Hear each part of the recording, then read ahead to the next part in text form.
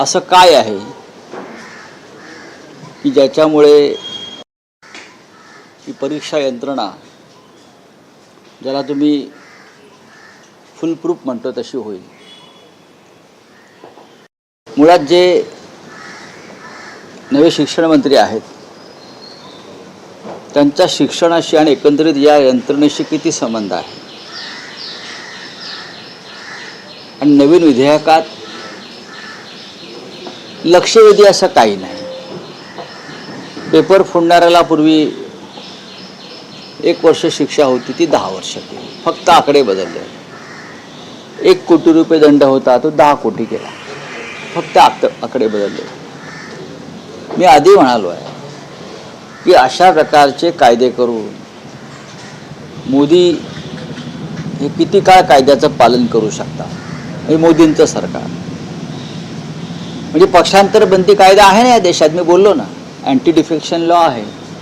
म्हणून मोदी, अमित शहा किंवा त्यांनी जे काय लोक उभे केले आहेत मिध्यांसारखे, ते पक्षांतर बंदी कायद्याचं पालन करतात का? किंवा लोकसभेचे अध्यक्ष, विधानसभेचे अध्यक्ष, राज्यसभेचे सभापती, देशाचे सुप्रीम कोर्ट प्रमुख म्हणजे सरन्यायाधीश हे कोणत्या कायद्याचं पालन करून देश चालवत आहेत? अजिबात नाही. त्याच्यामुळे हा जो कायदा आहे हा एक देखावा आहे, रंगसफेदी आहे.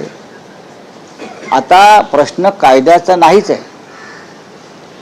विद्यार्थ्यांवर लाठीमाराचे आदेश कोणी दिले?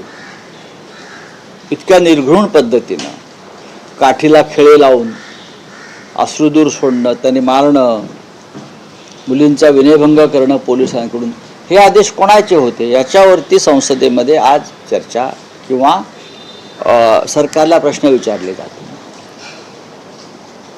आणि इतकं होऊनही मोदी माफी का मागत नाही? कायदा काय सांगते आम्हाला? हा देश मुळात बेकायदेशीरपणे चाललेला आहे.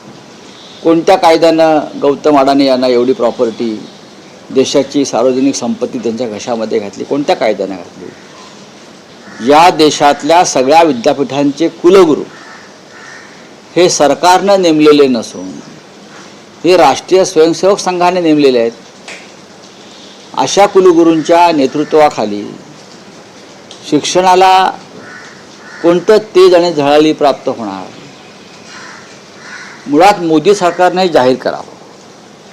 मोदी सरकारनं या क्षणी त्यांच्या किती केंद्रीय मंत्र्यांची मुलं किंवा भाजपचे जे मुख्यमंत्री आहेत, केंद्रीय मंत्री आहेत, भाजपचे खासदार आहेत, त्यांची मुलं परदेशात शिकत आहेत.